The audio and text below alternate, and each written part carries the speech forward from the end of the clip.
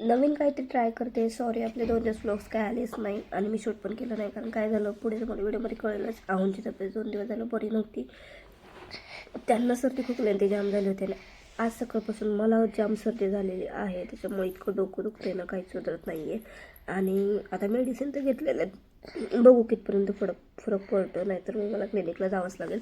त्याआधी सकाळी मस्त गरम पाणी घेतलं, कारण कसा 2 दिवसापासून दुखतच होता. पाणी घेतलं, त्यानंतर चहा ठेवला. वाटाण्याची भाजी बनवायची होती. वाटाणे मी सकाळीच निवडून ठेवले, म्हणजे वाटाण्याच्या शेंगा रात्री आदल्या दिवशी रात्री काय निवडल्या नव्हत्या, सकाळी उठल्यानंतर निवडल्या. त्यानंतर मस्त चहामध्ये आलं टाकलं.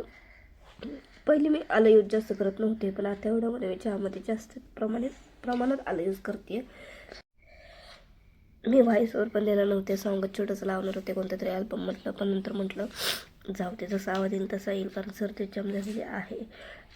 टॅब्लेट वगैरे तशा घेतलेल्या आहेत, पण पडेल फरक, लगेच काही पडत नाही ना. त्यामुळे चहा ठेवला, मस्त चहामध्ये आलं टाकलं आणि आधी चहा घेतला. त्यानंतर स्वयंपाक वगैरे बनवून घेतला. बाकीची कामं पण पेंडिंग होती. शूट कारण काहीच केलं नाही, कारण आमची तब्येत बरी नव्हती, त्यामुळे माझं काही मन लागत नव्हतं. त्यानंतर दुपारच्या पुढे स्वयंपाक वगैरे केला, थोडासा आराम केला आणि मग वरती रानात आले. काम चालू आहे.